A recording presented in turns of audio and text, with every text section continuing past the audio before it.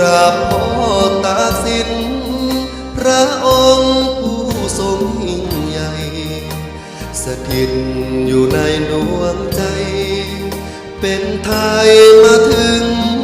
ทุกวันเพลินเที่ยวชมเขื่อนใหญ่โสพีล่องแพแม่ปิ้งสุขี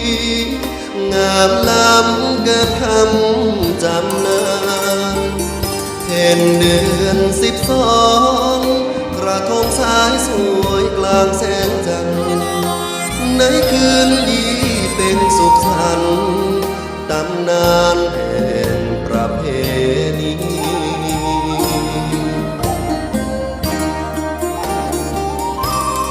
ฝากดวงใจลอยไปข้ามลำน้ำปิงสะพานแขวนนั้นคือสิ่งเชื่อมใจให้สามัคคีประวัติเมืองระแหง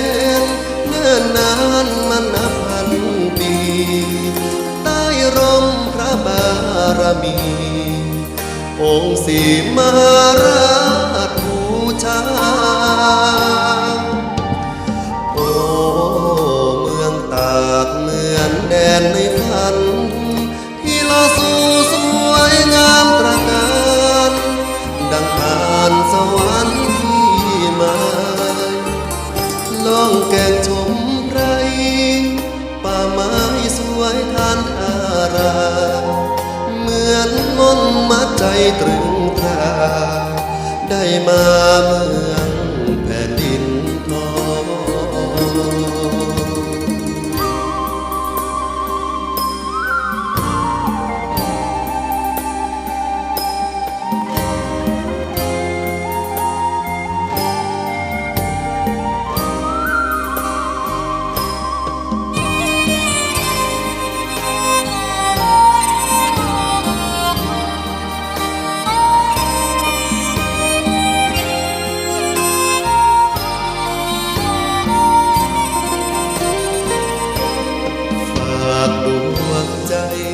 ลอยไปข้ามลำน้ำปิงสะพานแขวนนั้นคือสิ่งเชื่อมใจให้สามัคคีประวัติเมืองระแหงเนิ่นนานมานับพันปีใต้ร่มพระบารมีองค์ศรีมหาราชบูชา